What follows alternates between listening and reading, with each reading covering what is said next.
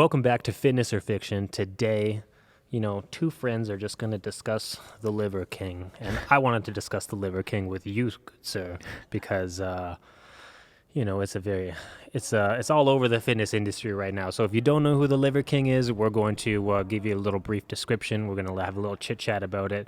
I'm sure you'll have some thoughts, and we're curious on maybe what your thoughts are, too. So, cue the intro.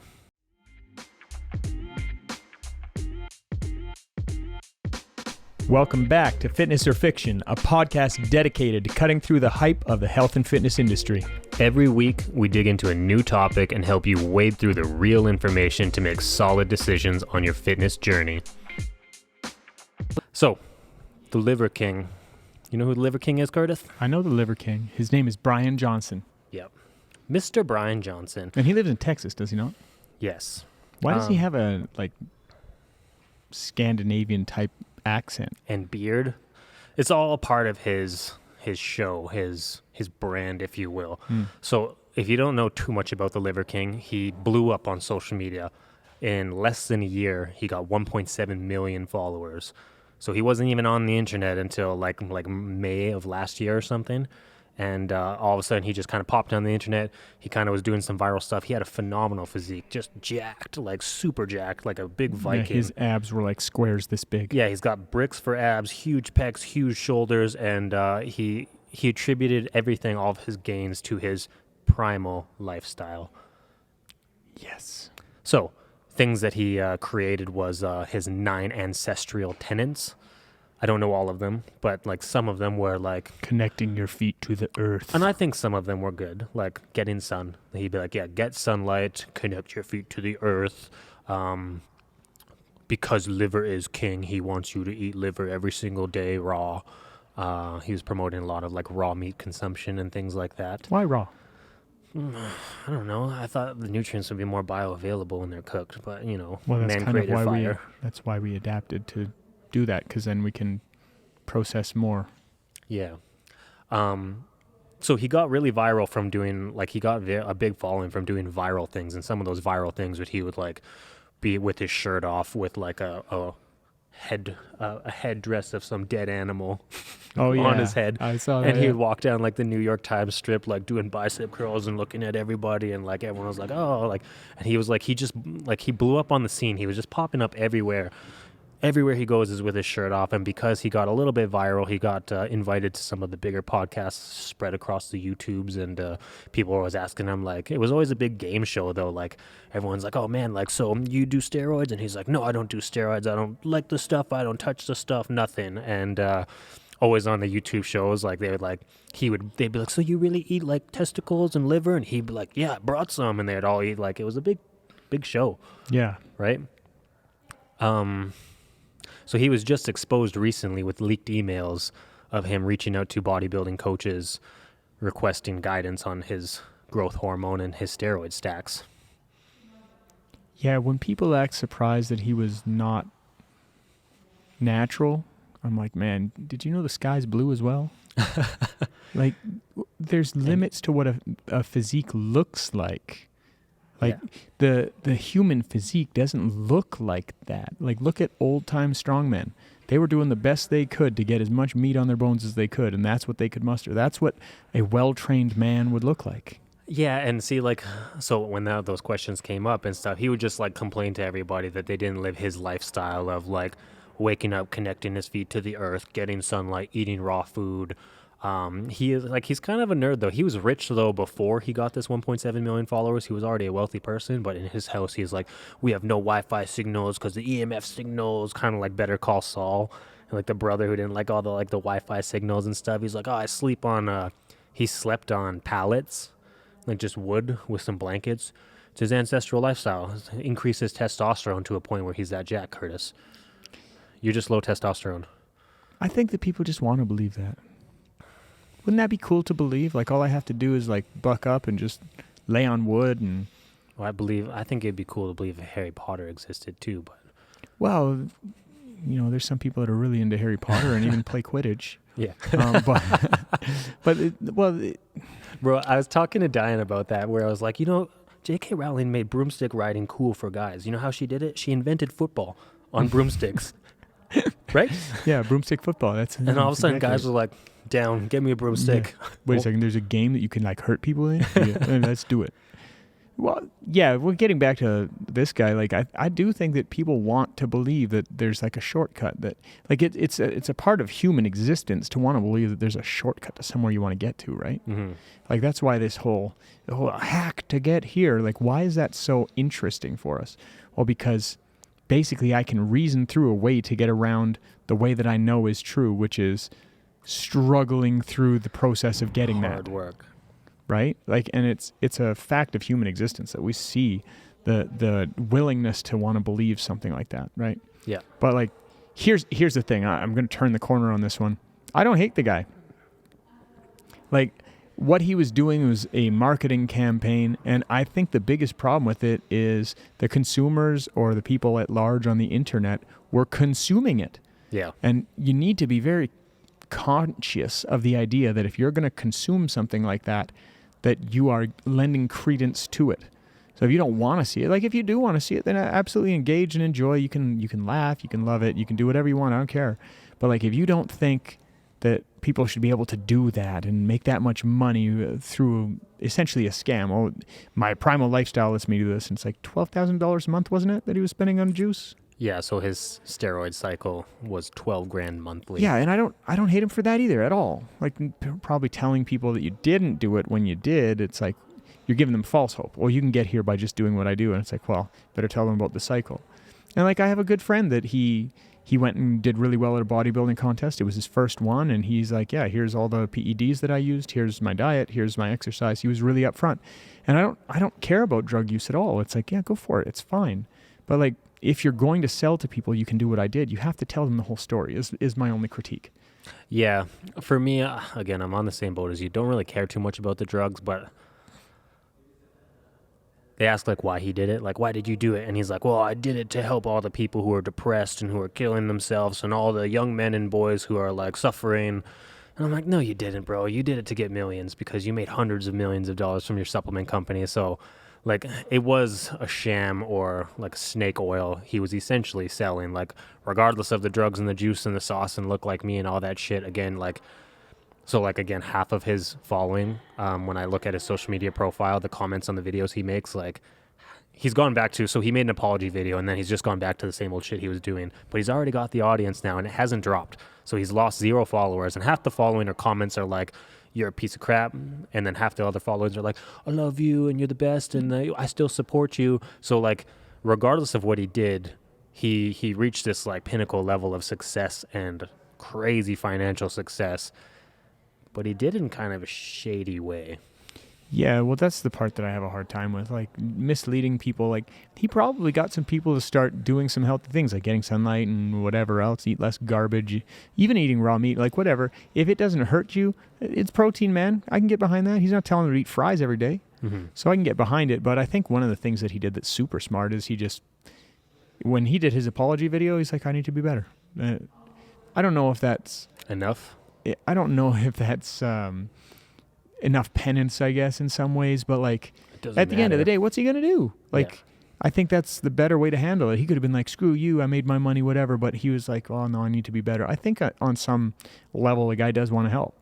So it's like, that's the thing. I don't hate him, but like, I actually, I'm almost indifferent about the whole thing because people are like, can you believe he did that? I'm like, yes, I can. There was tons of financial benefit for him on that side. It would be hard to say no to that. And then on the other side, like if you can't tell that guy is enhanced, shame on you in some ways for me. And if you have a problem with that, then, well, you should have had a problem with that before too. So like this whole thing doesn't hit me like it hits some people. I'm like, no, he's still the same guy he was for me. It's like something came out that was always true. And like, yeah, he should have done more, but he handled it really well. It's like, well, if you still want to follow him, then you're still buying into what he's created. And listen, if that's helping you and you're getting better, then fine. I don't care. Yeah. The arguments that I saw from other podcasters, because I watched some like YouTubers talk about him because he was the hot topic, because he blew up so quick, was he's doing this for all the depressed little boys and girls who kill themselves and blah blah blah, but he's also setting unrealistic standards and expectations, like what happens when they start eating liver and they start buying his supplements but they go nowhere with it. Because dude, I thought when I was like 16, 17, I thought if I took creatine I was going to blow up. Yeah, I remember And that. if you look at me right now, I haven't blown up, Curtis. My big thing is with all of this stuff is that there's so many other people that are trying to go about things the right way, but the general consumer wants so badly to believe what he's hawking that there's people that are going about things the right way, and they will not get the same following without doing the revolutionary, never seen before, like without the hype. Yeah. It's hard to get the outcome, which is why I think we see this, which is still the hype. It's not the consumer's fault by any stretch, but for me, it still comes back to the consumer doesn't realize their power. The other thing, so there's a couple things that I want to tell you about him too, is his workout protocol was intense. Like, he does a lot of things right. Like, you don't just do $12,000 of steroids and look like him. He works out pretty hard. So totally. Prior to his emails to the coaches was like, I work out twice a day and I murder myself. And he's like, he wakes up in the morning, murders himself, eats a high protein breakfast, does some steroids, rests a little bit, and does another workout, a grueling workout, does some steroids and eats some more food. And then he does a lot of good works on his business, spends time with his kids, gets like downtime and meditative time. So he worked really hard. One thing that was funny in the email that a lot of people, because he's like, in his apologies, like, I didn't know if this was the intention to do this. We were just trying to like change some lives. But in his email, it was like to the bodybuilding coach, it's like, Curtis, I need to be as jacked as mother effingly possible. And I have a goal of hitting 1 million followers and less. Like, everything was intentional. So like what he did, he surpassed his own expectations, but what he achieved was exactly what he wanted. But in his apology, he was like, it just kind of happened. Like, yeah, well, so there was a little bit of. I think we got to break a piece apart there, though. I think that the common view out there is that if you take steroids, that all of a sudden everything just changes and you're crazy and whatever. It does help, but it helps mainly with recovery. So if you want to make that stuff really effective, you're going to have to put in the hard work. So this is not a replacement for hard work. It's an enhancement of the hard work. Mm-hmm. So I think that's only fair to say instead of just crapping on the guy. But even doing those 2 workouts a day without the steroids, I don't think he'd be able to recover from that for very long. Not at his age. Yeah, absolutely. That's going to help you a ton. And that's why I think being forthcoming with what you're actually doing is super important. Yeah. But like he set out a goal to get as many followers as he could and whatever else. And I don't know if the guy really hurt anybody. The biggest thing that I would see is like unrealistic expectations tend to be bad, especially for younger people. Mm-hmm. But there's a lot of people that fell victim to this being like, oh no, man, there's a way to get that jacked without. It's like, man, no, the way that he looks is like.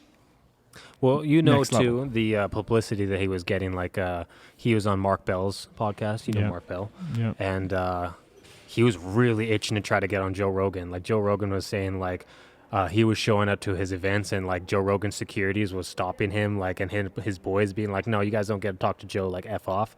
And he was going up to the UFC events and, like, sit in front row, like, trying to get Joe's attention, like, let me on your podcast, because he wanted more exposure because he was thriving, man. And Joe, like, you have guys like Mark Bell. I think Mark Bell is a relatively intelligent guy in the community. Yeah, he is. Pretty. When Liver King was telling Mark Bell I'm not on steroids, Mark Bell was like, oh yeah. Like, it seemed like he kind of was very accepting of it rather than being like, get the fuck out of here. Well, see, that comes back to how much do you really want to push? Like, do you want to get on your own podcast and be a jerk to somebody? Mm-hmm. And, like, I can respect that. It's like, wow, this is what he said. I'm going to take him at what he said, and I'm not going to force him to say other stuff. Yeah. There's some podcasts where people press pretty hard. Yeah. I don't like to use that sort of thing against people. I wouldn't do that to somebody on our podcast. Yeah. So I can appreciate that. But, yeah, the guy was taking some big steps to get the exposure that he did, and I hope that the way things went right now don't beat him up too bad, because it can be a hard fall for some folks up there, Yeah. Like, people often look at, well, he made this much money, he's got his life made. It's like, yeah, there's a lot of steps along the way that are going to be tough.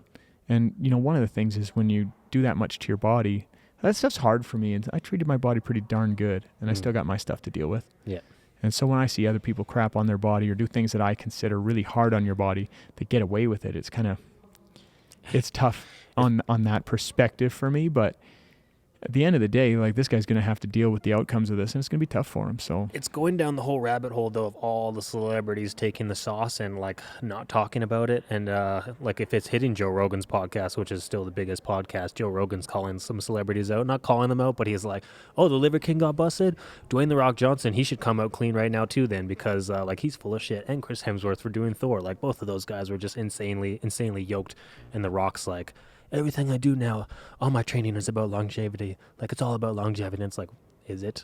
Like, all the juice you're doing is for your longevity? Like, it's all kind of like, it's I don't know if that's actually going to make a difference at all. Like, a guy like as big as Joe Rogan calling out the other big guys, or if they're all just going to turn a blind eye to it and everyone's just going to move past it and move through. But there was some movie stars like Mickey Rourke. He did that movie, The Wrestler, and he was like, yeah, I was on a lot of sauce, man. Holy. And he was just straight up about it.